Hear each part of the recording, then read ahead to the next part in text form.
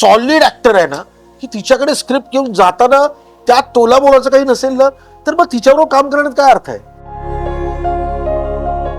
हिची स्वतःची मतं आहे, ही बिनधास्त आहे, ही जाऊन बोलू शकते कोणाला तरी. हे जे मला एकदम स्ट्राईक झालं ना, आणि मग प्रार्थना त्या रोलसाठी आली. तो अरुण आहे ना, जो वाचला तेव्हाच माझ्या डोळ्यासमोर राजन भिसे आला, कारण ना तो समजूतदार आहे.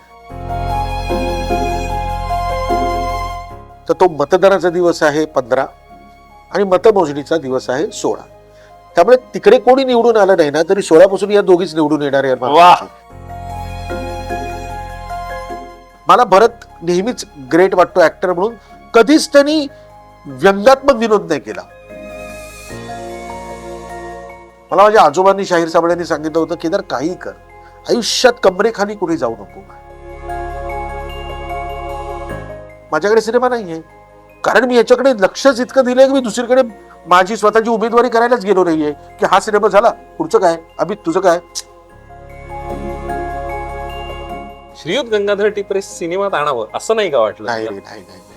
पण एक आहे, मला वेबसिरीज करावीशी नक्की वाटते. हो, म्हणजे 10 एपिसोड्स लिहून पण तयार आहे.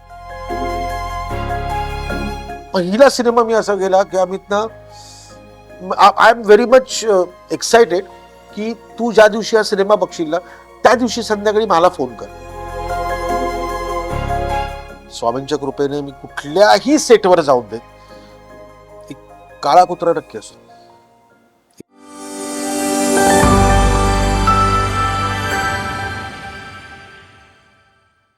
खरं तर जगणं मॅजिकल करणं आणि रुपेरी पडद्यावर ते अधिक बहारदार करणं याची हातोटी ज्याला आहे, असा ख्यातनाम लेखक दिग्दर्शक जो रंगमंचावरही तितक्याच सफाईने वावरलाय. छोटा टेलिव्हिजन, जो छोटा पडदा आहे तो देखील दशांगुळे व्यापून राहिलाय. आणि अर्थात प्रेक्षकांच्या मनावर अधिराज्य गाजवलेला अशा पद्धतीचा एक नवा टप्पा, नवा अध्याय घेऊन खरं तर केदार शिंदे आपल्यासमोर येतोय. केदार, खूप खूप स्वागत आहे लेट्सअप मध्ये. आणि एक मॅजिकल टच असं आपण ज्यावेळेला म्हणतो त्यावेळेला तुझा कायम उल्लेख होतो, जो यशस्वी म्हणजे जो अगवा यारेच्या ते अग अग सुनबाई काय म्हणताय सासूबाई, त्या सगळ्या गोष्टींमध्ये अग अग हा जो बाई अग, हे सगळं त्याचा लसावी मसावी काढला तर यशस्वी जी मराठी सिनेमाची नव्या जो अध्याय लिहिला गेलाय तो तुझ्यापासून लिहिला गेलाय. आज त्या नावातलं गिमिकच्या पलीकडे जाऊन तू एक वेगळ्या अर्थानं बॉक्स ऑफिसवरचे रेकॉर्ड्सही आहे. आणि आत्ता हा नव अध्याय खुलं करताना नेमकं मनात काय, आणि इथून मागे वळून पाहताना सिंहावलोकन करताना या टप्प्यावर नेमकं काय वाटतंय? आम्ही देखतो, पहिली गोष्ट म्हणजे बऱ्याच वर्षांनी आपण एकमेकांशी बोलतो, याचा आनंद एक वेगळा आहे. आणि तू घेताना मला एकदम महाराष्ट्र टाइम्स मध्ये तू असलेला आणि तू मुलाखतीसाठी भेटलेला आणि ते प्रश्न, आणि तेव्हाही ज्या पद्धतीने तुझे प्रश्न हे वेगळे असायचे सगळ्यांपेक्षा, तसंच या 2025 मध्येही मला तीच मुलाखत देताना असं वाटतं. मी असं अजूनही मला असं वाटत नाही की मी काय फार ग्रेट वगैरे केलंय. मला माझा प्रवास सुरू केला मी नाटकापासून, मग सिरियल्स पासून फिल्म्स पर्यंत आलो. आजही रंगमंचावर माझं नाटक सुरू आहे. टेलिव्हिजनला समजा सिरियल माझ्या नसतील सुरू, पण कुठे ना कुठेतरी गंगाधर टिपरे लागलेली आहे, हसा चकटपूचे एपिसोड सुरू आहेत, तर तेही सुरू आहेत. आणि सिनेमा आता माझा 19वा सिनेमा हा अग अग सुनबाई काय म्हणताय सासूबाई. मला मनापासून जी गोष्ट करावीशी वाटते ना, तीच सादर होते माझ्याकडून. मला कोणीतरी बळजबरी करण्याचा प्रयत्न केला ना, तर ती माझ्याकडून होत नाही, किंवा झाली तर बरोबर होत नाही. असं ते जरा गणित थोडं इकडे तिकडे होतं. बाईपण भारी देवानंतर बायकांच्या विषयात आता नको आपण शिरायला, असं मी थोडा सेटबॅक ठेवला होता. मला नाही आता तिकडे जायचं. पण वैशाली नाईक आणि ओमकार मंगेश दत्त हे ज्यांनी बाईपण लिहिला, ते इतके ब्रिलियंट ही कथा घेऊन माझ्यासमोर आले. आणि सासू सुनेच्या रिलेशनशिपमध्ये 2 बायकाच आहेत, आणि त्यातला हा विचार इतका अप्रतिम होता की एका यशस्वी पुरुषाच्या मागे बाई खंबीरपणे उभी असते, तर एका बाईच्या मागे दुसरी बाई खंबीरपणे का उभी राहू शकत नाही. हा विचार त्या अख्ख्या सिनेमाला व्यापून टाकणार आहे. आणि तिथे असं वाटलं की ह्याला कोणी स्पर्श केलेला नाही. भले सासू सुना आता दिसत असतील, टेलिव्हिजनवर पण दिसत असतील, पण हे त्या सासू सुनेच्या नात्याच्या पलीकडचं आहे, जे बाईला अत्यंत मनाला भावणार आहे आणि जे कुटुंबाला बघणं अत्यंत गरजेचं आहे. त्यामुळे या पद्धतीने हा सिनेमा आता 16 जानेवारीला लोकांसमोर येईल. निश्चित या सगळ्यामध्ये ज्या वेळेला तो काळ होता की अगबाई अरेच्या त्याने एक नवा टप्पा खरं तर त्यावेळेला सुरुवात केली आणि त्या सगळ्याने अख्खं बदलून गेलं. अगबाई मधला तो फॉर्म्युला तशा अर्थाने आहे, नाव त्या सगळ्या गोष्टी आहेत. आज सुनबाई सासूबाईच्या पलीकडे जाणार म्हणजे तशा अर्थाने टेलिव्हिजन आणि रुपेरी पडदा नेमकं ह्या सगळ्यामध्ये निर्मितीताई आणि प्रार्थना या दोघी तशा अर्थाने पहिल्यांदा काम करतात तुझ्यासोबत. हो, तुला सासूबाई आणि सूनबाई हे इतकं देखणी जोडी ही घेऊन यावी हे कधी वाटलं, काय वाटलं, नेमकं काय प्रोसेस होती? कारण शक्यतो तू तुझ्या क्लॅन मध्ये काम करतोस, पण अशा वेळेला दोन वेगळ्या गोष्टी घेऊन करावं आणि दोन वेगळे आर्टिस्ट थोडं एक्सप्लोर करावे असं. नाही, हा प्रकार मी बाईपणच्या वेळेस पण केलाय. 6 बहिणींची गोष्ट जेव्हा मी मांडली तेव्हा अत्यंत वेगळ्या अभिनेत्री ज्यांच्यावर मी कधीच काम केलेलं नव्हतं. दीपाबरोबर मी एकांकिका स्पर्धेमध्ये वगैरे काम केलं होतं, पण बाकी असं कोणाबरोबर असं भरीव काम केलं नव्हतं. आणि ऍब्सोल्युटली या दोघींबरोबर तर मी आयुष्यात काम केलेलं नाही. निर्मितीताई बरोबर माझे जवळजवळ 30-32 वर्षांचे खूप घरगुती संबंध आहेत, पण ती इतकी त्याला सॉलिड ऍक्टर आहे ना, की तिच्याकडे स्क्रिप्ट घेऊन जाताना त्यात तोलामोलाचं काही नसेल ना, तर मग तिच्याबरोबर काम करण्यात काय अर्थ आहे? माझ्या प्रेमाखातर कदाचित कुठल्या तरी कथेला ती हो म्हणेल आणि करेलही काम, पण ज्याच्यात तिला पण चॅलेंज नाही आणि मला पण चॅलेंज नाही. ही कथा जेव्हा माझ्या समोर आली तेव्हा फक्त आणि फक्त निर्मिती सावंतच डोळ्यासमोर आल्या. मी तिला भेटलो आणि तिला सांगितलं की अशी की माझा पहिला फोन, मी पहिला फोन केल्यानंतर म्हटलं, जे तुला मी सांगितलं होतं ना तुझ्यासाठी माझ्याकडे काहीतरी पाहिजे ते मला सापडलंय. तर ती पण एक्सायटेड होती, ऐकली आणि ती म्हणाली की yes, I am doing it. प्रार्थनाच्या बाबतीत असं होतं की तो हळूहळू रोल जसा जसा डेव्हलप होत गेला, असंख्य 3-4 व्यक्ती डोळ्यासमोर होत्या, पण ना प्रार्थनामध्ये ना एक सच्चेपणा मला पहिल्या भेटीत मध्ये जाणवला होता. की जेव्हा मी एका चॅनलचा हेड होतो तेव्हा ती मला भेटायला आली आणि मला म्हणाली की मला ना तुमच्यावर काम करायचंय आणि माझी खूप इच्छा आहे, मला चांगलं काम करायचं. ती सच्चाई मला जरा खूप बरी वाटली. असं कोणी मला असं भेटायला आलेलं नाही.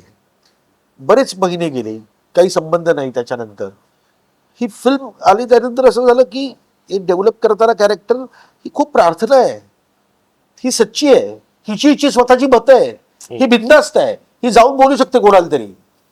हे जे मला एकदम स्ट्राईक झालं ना, आणि मग प्रार्थना त्या रोलसाठी आली. आणि अमित, मला जेवढा तू ओळखतोस तेवढं माहिती आहे, मला असं वाटतं या दोघींनी कामं करण्यापेक्षा या दोन कॅरेक्टर्सनी तुमच्या मनात घर करणं जरुरीचं आहे आणि तेवढं केलंय. आज प्रिव्ह्यूज बघताना जितकी लोक कनेक्ट होतात या दोघींबरोबर, मला असं वाटतं हीच मनस्वी आहे आणि हीच स्मिता देसाई आहे. ह्या पलीकडे दोघांपेक्षा दुसरं कोणी नाही दिसत. यातलं एक महत्वाचं कॅरेक्टर जे दिसतं ते राजन दादा. आणि या सगळ्याकडे राजन भिसे सारखा माणूस, त्याला आत्ताच्या घडीला तशा अर्थानं तो अनटच्ड अनएक्सप्लोर्ड आहे. म्हणजे त्याच्या कॅलिबर गुणवत्ता, त्याची असणाऱ्या सगळ्या सर्व शक्तिस्थानांसकट पुन्हा एकदा त्या टिपरेचं एक नॉस्टॅल्जिया त्या सगळ्या गोष्टीमध्ये दिसलाय. आणि सगळ्यात महत्वाचा प्रश्न, इतकं वर्ष झी बरोबरचं असोसिएशन आहे, पण सिनेमातलं पहिलं असोसिएशन आहे तुझं, त्याबद्दल तू बोलास असं मला वाटतं. राजन दादा बरोबर काय झालं, हा रोल 4 लोकांचा आहे ना, नवरा बायको, म्हणजे राजन भिसे आणि निर्मिती सावंत नवरा बायको दाखवलेत, नकुल घाणेकर आणि त्याची बायको प्रार्थना बेहरे दाखवली, म्हणजे स्मिता, अरुण, सौरभ आणि मनस्वी.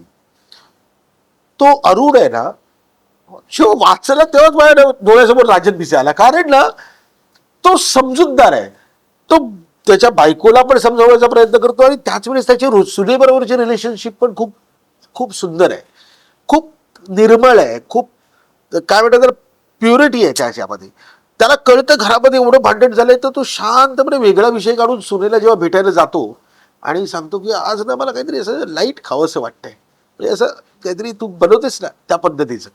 हे जे आहे ना, हे न नाटकी वाटता हे खरं वाटावं. कारण मी टिपरेनंतर राजनदादा बरोबर आता काम करतो. मधल्या कालखंडामध्ये आम्ही कामच नाही केलं कारण रोलच नव्हता तसं, पण या रोलसाठी तोच करेक्ट होता.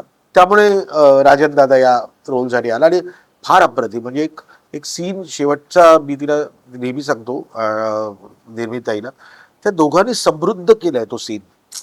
तो सीन अप्रतिम लिहिला गेलाय, पण लिहिल्यानंतरही तो डिलिव्हर करणं खूप महत्वाचं आहे.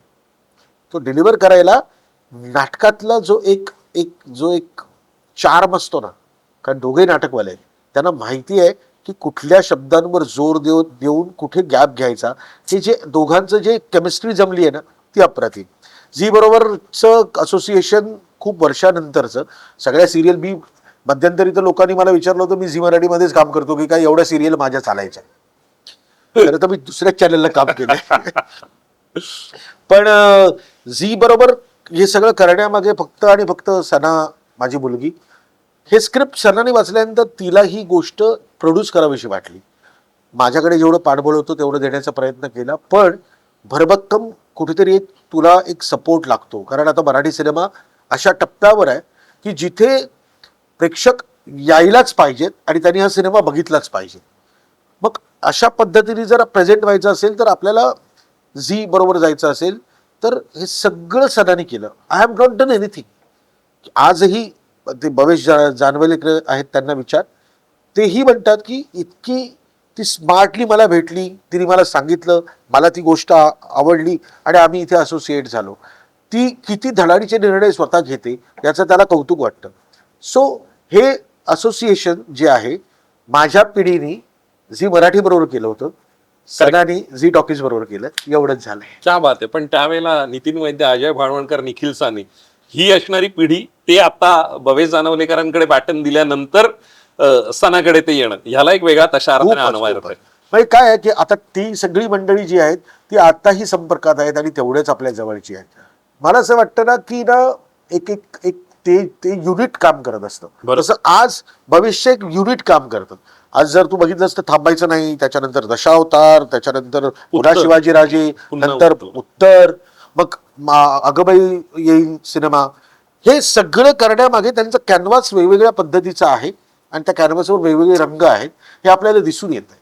शेवटी हे सगळं अल्टिमेटली थांबतं कुठे, तर रसिक प्रेक्षक आपल्याला साथ देतात, ते तिकीट काढतात, तेव्हाच या सगळ्या गोष्टी काय म्हणते त्याला परतफेड होते त्याची. बस त्याची वाट बघायची 16 जानेवारीपर्यंत. निश्चित ह्या सगळ्यामध्ये एक बॅकग्राऊंड वेगळा आहे, तो आहे मनपा इलेक्शन्सचा. त्या निवडणुकांवर आता हे सगळं केओस सुरू असताना इतकं गोड टायटल आणि इतकी गोड माणसं घेऊन तू येतोयस. प्रेक्षकांसाठी नेमकं तुझ्या मनात आता आवाहन करण्यासाठीच ह्याचे USP काय सांगता येतील आपल्याला? मला असं वाटतं की राजकारण आपला विषय नाही, पण शेवटी काय आहे की इलेक्शन्स या सगळ्या फार महत्त्वाच्या असतात आणि इलेक्शन्सला मतदान करणं हे त्याहून अत्यंत महत्त्वाचं असतं. पण शेवटी उमेदवार किती असले तरी आपलं ठरलेलं असतं की आपल्याला मत कोणाला द्यायचं. तर तो मतदानाचा दिवस आहे 15 आणि मतमोजणीचा दिवस आहे 16. त्यामुळे तिकडे कोणी निवडून आलं नाही ना तरी 16 पासून या दोघीच निवडून येणार आहे. वाह, क्या बात आहे. ह्या सगळ्यामध्ये म्हणजे जिथे विनोदाला फार तशा अर्थानं कमी प्रतीचं मानलं जायचं, अशा वेळेला त्याला तितकं अधिष्ठान देऊन ते अभिरुची संपन्न करण्यात तुझ्या कलाकृतींचा फार मोलाचा वाटा आहे. सही रे सही पासून म्हणजे बॉम्बे मेरी जान पासून ते आतापर्यंतच्या एकांकिका असतील किंवा तुझी नाटकं असतील, म्हणजे मॅजिकल टच मी ज्यावेळेला म्हणतो त्यावेळेला लोचा झाला रे, त्यावेळेला ती कॅरेक्टर्स येणं, किंवा सही रे सही किंवा गोपाळा रे गोपाळा, हे सगळं करत असताना की अगदी सिद्धू ज्या पद्धतीने तू गेला उडत पर्यंत, ह्या सगळ्याला एक फार अप्रतिम, आणि मला थिएटर करायचं आणि ते माझं पॅशन आहे असं न म्हणता तू चॅनलमध्ये काम करत असताना तुझं सातत्याने काहीतरी सुरू होतं, टेलिव्हिजन वेगळ्या अर्थानं हे करतो. हे सगळं करत असताना आत्ता विनोद ह्याच्याकडे बघण्याचा दृष्टिकोन ओव्हरऑल बदलतोय का? आणि आता ह्या सगळ्या गोष्टींमुळे तो अतिशय वेगळ्या टप्प्यावर तो ह्युमरला एक ग्लॅमर पुन्हा एकदा नव्याने येईल, त्यातला अंडरकरंट चेंज होतोय असं वाटतंय का तुला? काय प्रत्येकाला ना मनोरंजनाची प्रत्येकाची व्याख्या खूप वेगळी असते. मला जे आवडतं ते तुला आवडणार नाही, तुला जे आवडतं ते मला आवडणार नाही. पण एक आहे, नेहमी मला असं वाटतं की विनोदी काम करणं हे अत्यंत सिरियस बिझनेस आहे आणि विनोदाकडे जर गांभीर्याने बघितलं नाही तर गंमत सगळी निघून जाते. ऍब्सोल्यूट. मला भारीच कौतुक वाटतं की ज्या पद्धतीचे टेलिव्हिजनवर हे जे शोज होतात आणि कन्सिस्टंटली रोज विनोद करणं आणि तो रोज लोकांना, म्हणजे आजही मी आय एम नॉट जोकिंग, तू आत्ताही विचार फोन करून कुठेतरी हास्य जत्रेचा एखादा एपिसोड बघत असतो आणि समीरनी समीर मला आल्यानंतर जर तो सिक्वेन्स मला भयंकर आवडला तर मी त्याला लगेच फोन करतो, अरे तू समीर काय कुठलं बघतो तू? म्हटलं अरे ते ते जुनं होतं. म्हटलं अरे तेव्हा नसेल बघितलं मी, पण आता मला बघायला मिळेल, मला मला आनंद दिला असतो. मी काही क्षण हे सगळं विसरून गेलो माझ्या अवतीभोवती काय चाललंय. सो ना असे कलावंत मला भयंकर आवडतात ना, जे ना कॅरेक्टर पकडून ते ते त्या गोष्टीला पकडून विनोद करतात. जो भरतची हातोटी आहे, मला भरत नेहमीच ग्रेट वाटतो ऍक्टर म्हणून. कधीच त्यांनी व्यंगात्मक विनोद नाही केला. तू टकले आहे, तू काळे आहे, तू जाडे आहे, हे विनोद नाही असू शकत. त्या क्षणी तुला हसू येईल, पण प्रत्येकामध्ये एक व्यंग असतं ना रे.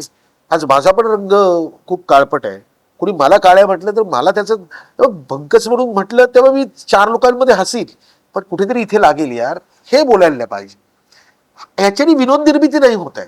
विनोद निर्मिती नेहमी सिच्युएशननी होते, की ती सिच्युएशन तुम्हाला कुठेतरी अशी अडकवून टाकते की जिथे तुम्हाला जाणवायला लागतं की म्हणजे आता गलगले हे कॅरेक्टर झालं, पण गलगले सिच्युएशन मध्ये अडकलाय आणि लोकांसमोर मनातलं सगळं उघड करतोय, हा विनोद झाला.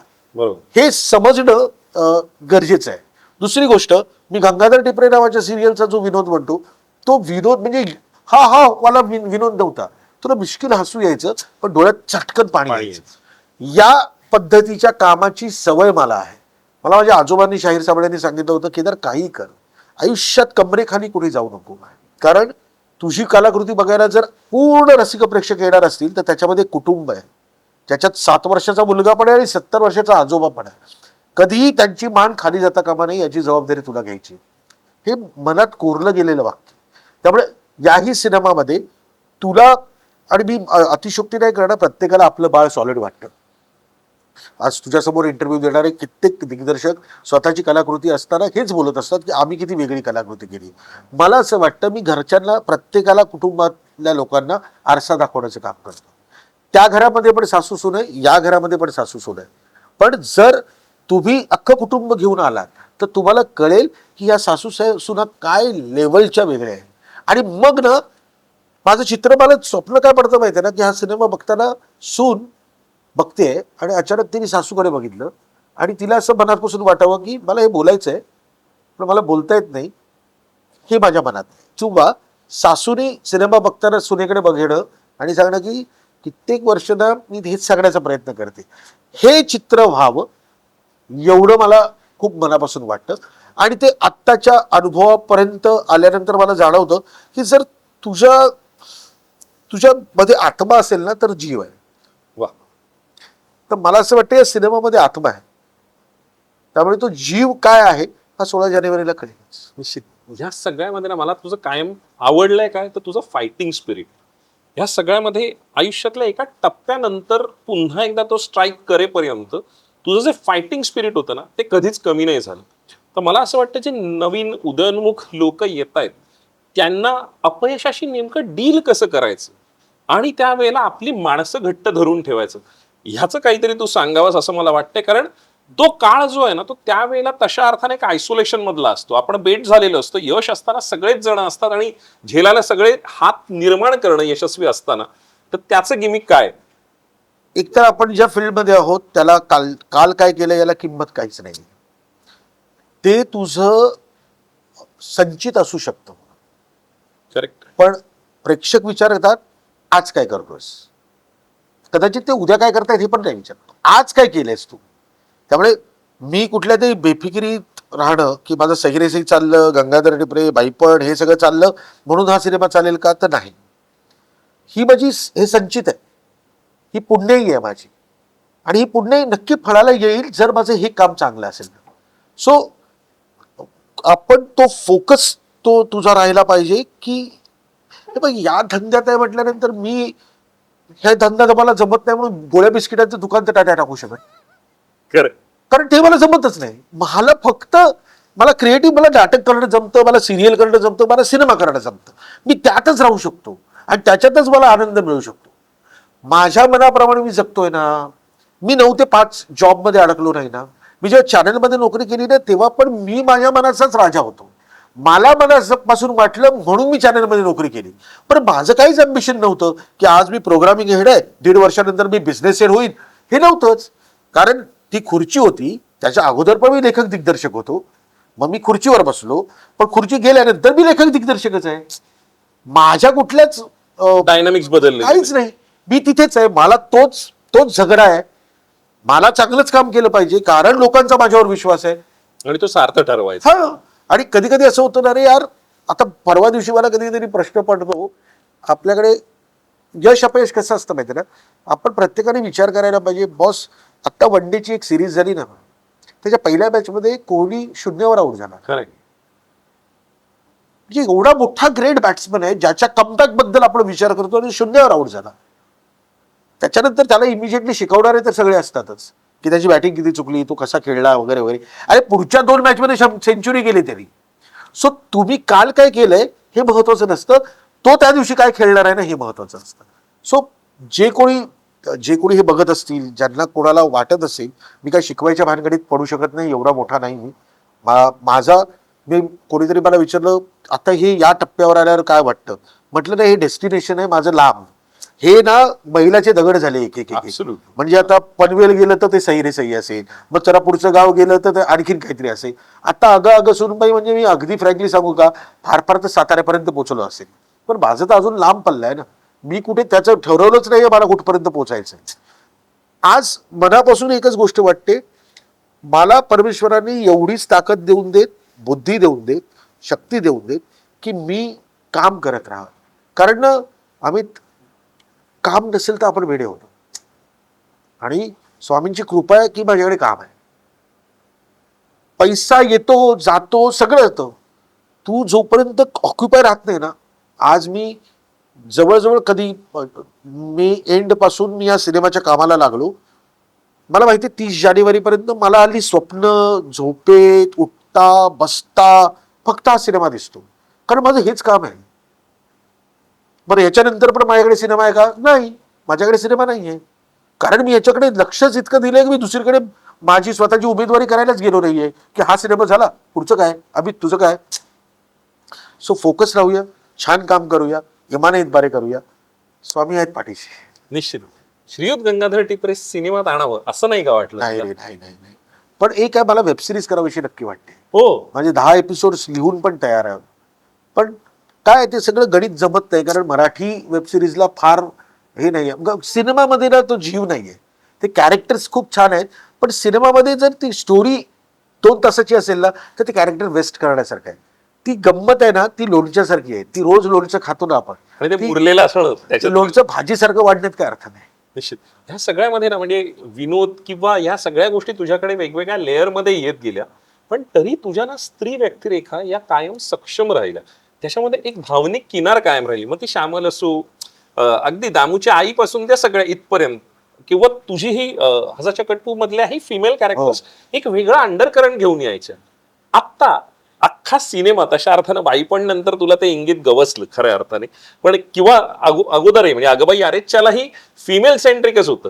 तर बकुळा नामदेव घोटाळे पण बकुळा नामदेव घोटाळे, या सगळ्याबद्दल तुझ्या असणाऱ्या स्त्री व्यक्तिरेखा यांच्याबद्दल तू बोलावंस असं मला वाटतं.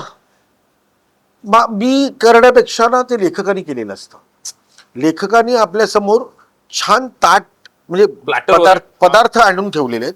आता मला ना तुला ना ते सगळं फक्त वाढायचंय.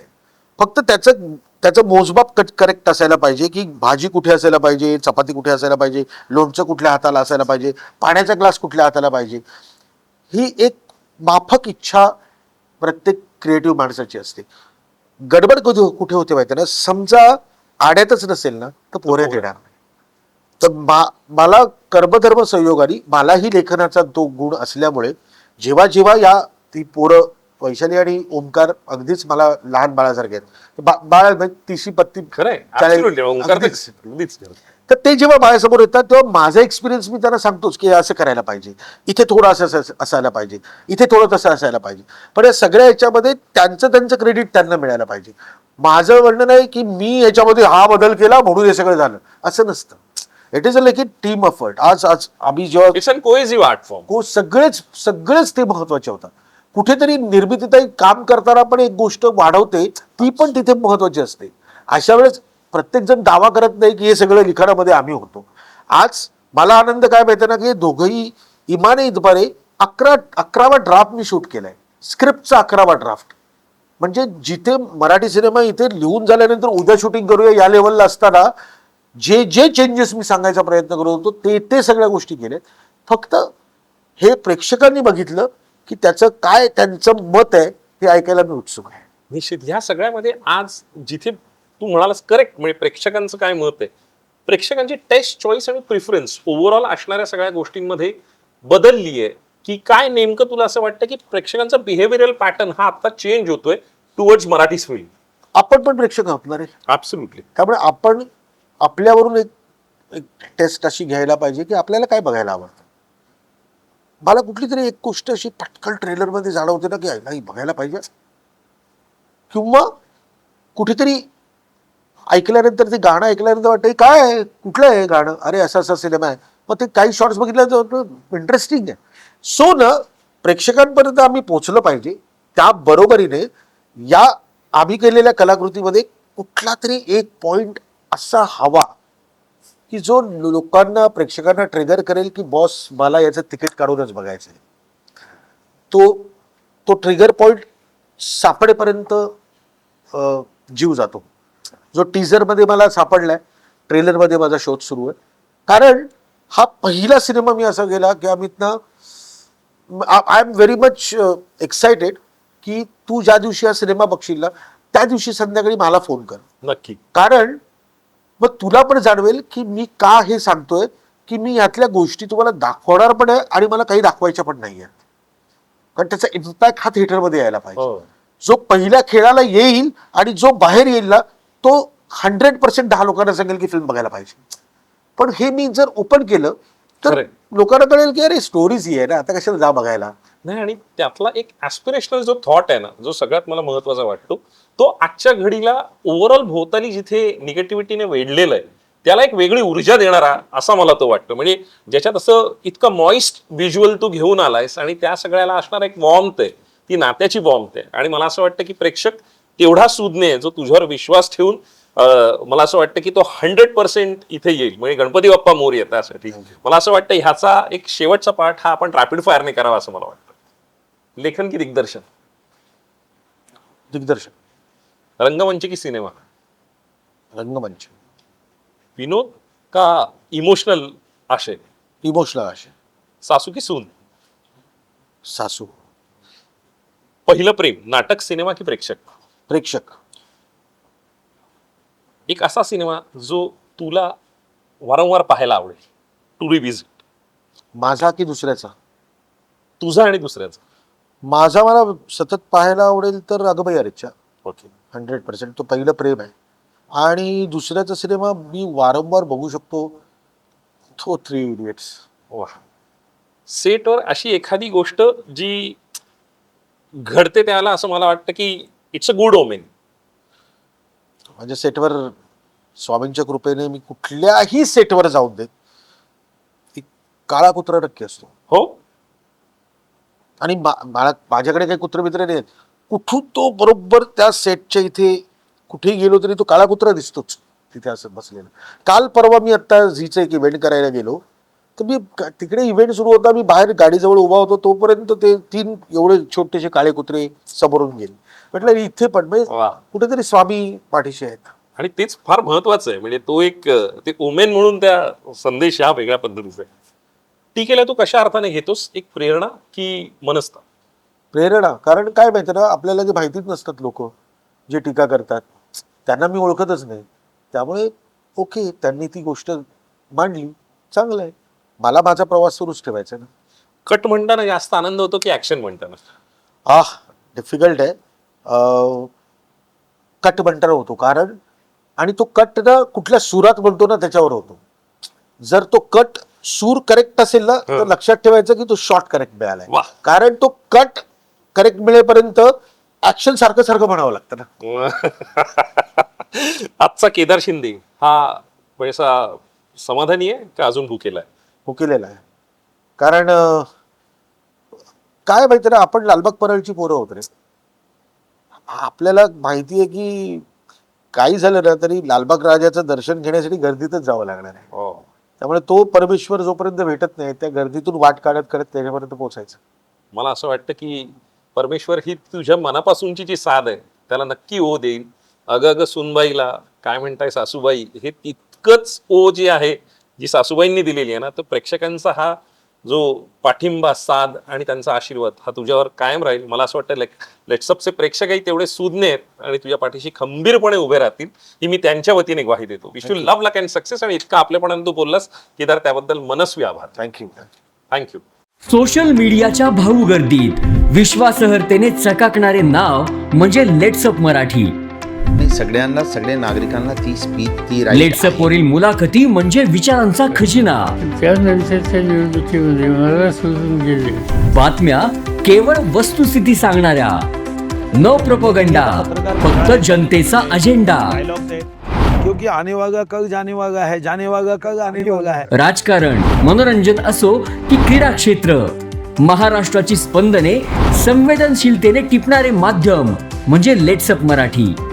जगासोबत एक पाऊल पुढे राहण्यासाठी लेट्सअपचे ॲप, सोशल मीडिया आणि वेबसाईट सोबत कनेक्टेड रहा.